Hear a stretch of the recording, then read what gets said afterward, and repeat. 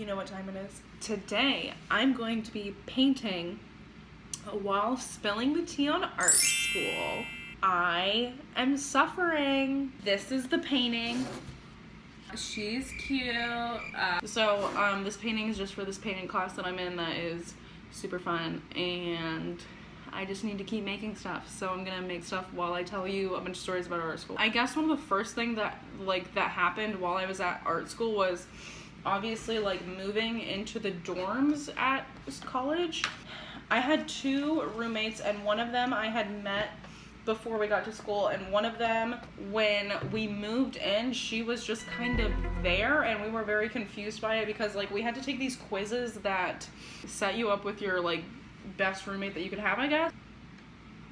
I don't trust that quiz at all. We have this roommate, and me and the girl that I had met before were obviously a little bit closer because we had met before, and we knew that we were going to be living with each other, I guess. Stuff was going okay, and then it just dramatically shifted one day, and everything started going wrong, and one of the roommates kept bringing over a bunch of friends that we didn't know, and we were very uncomfortable with that just because we didn't know who the hell they were. One day, that same roommate, she loved to party, and she would party a lot, and we were not partying a lot because we were focused on school, I guess. She brought a bunch of people home and was super drunk, and she was talking smack about us in the living room. And we had a loft living apartment, so there was upstairs, which was literally open, and you could hear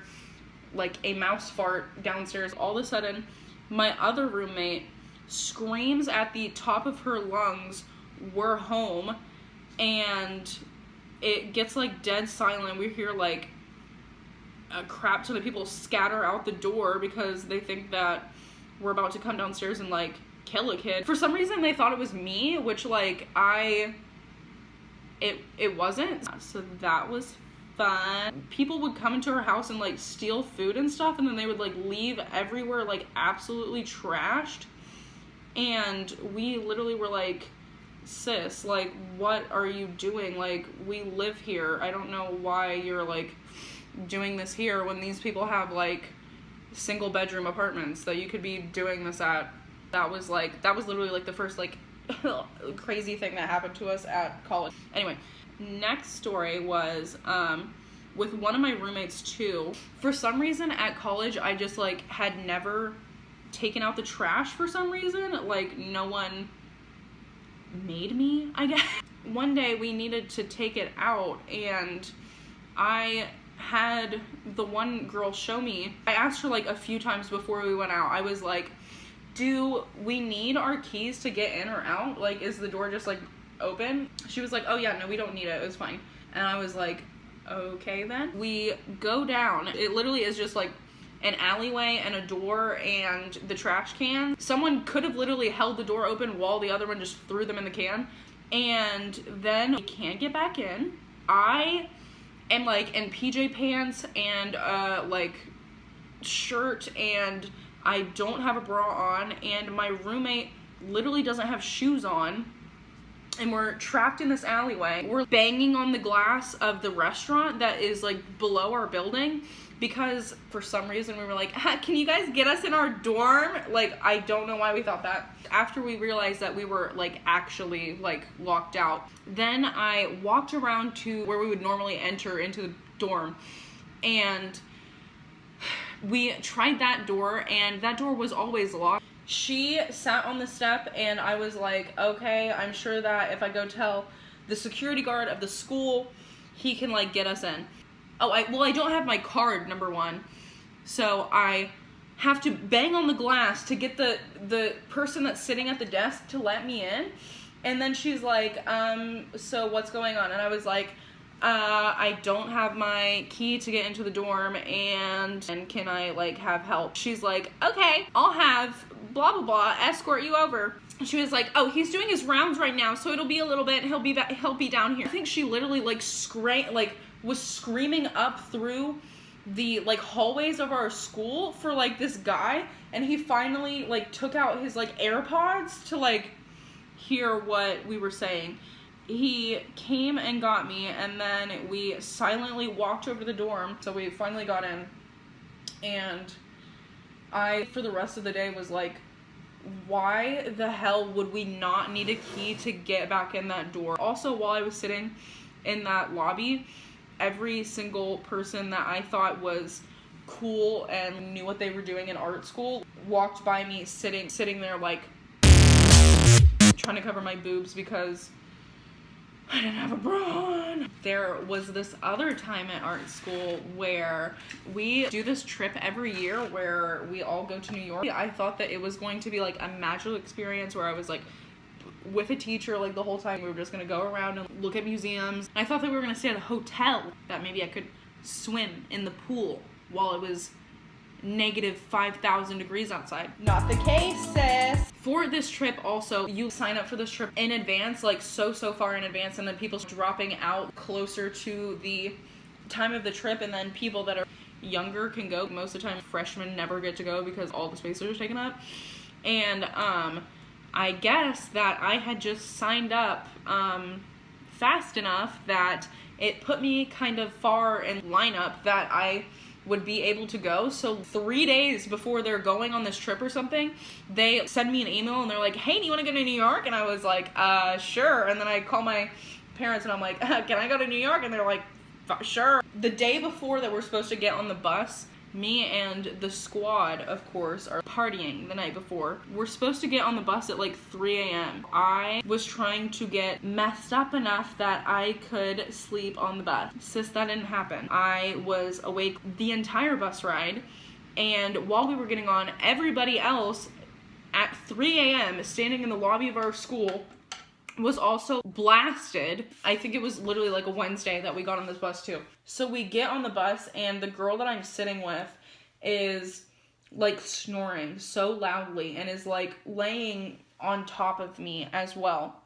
There also is this boy, he brought like an absolute just shit ton of stuff for like this like few day trip. He brought like, I don't know, he literally just brought so much stuff. Like, he brought, like, a Switch, and he brought, like a Xbox and, like, a million other things that he didn't need, and then, like, didn't bring stuff that he did need. And one of those things that he did bring was Pringles. And he had this Pringle can, and it was, like, one of those overhead compartment things, like, that you get, like, on a plane. The compartment was just so full of stuff that he couldn't even close it. And he literally just kept dropping this freaking can of Pringles onto this girl that was like sitting behind him.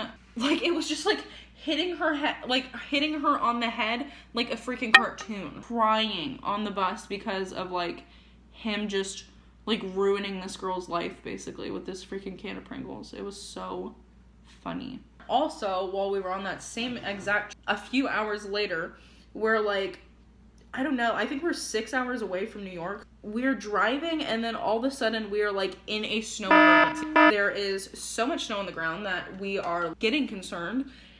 And then it gets to the point where there is so much snow that small vehicles are being buried on the highway. And we're in this big freaking tour bus, like driving with all these stupid kids.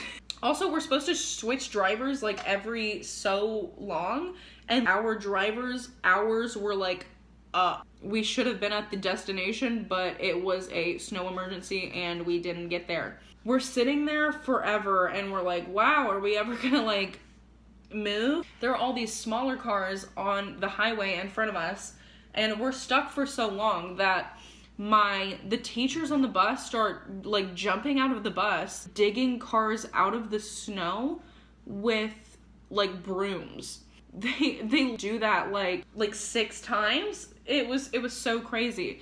And they would just get back on the bus like absolutely covered in snow and crap and just be like, we gotta get to the next one. And they weren't digging the cars out because they were being nice. They were literally digging the cars out so that the bus could move. Before we had like made it to New York, but we hadn't made it to the hostel yet. And our bus driver all of a sudden just pulls over on this highway and is like, y'all, I have to piss.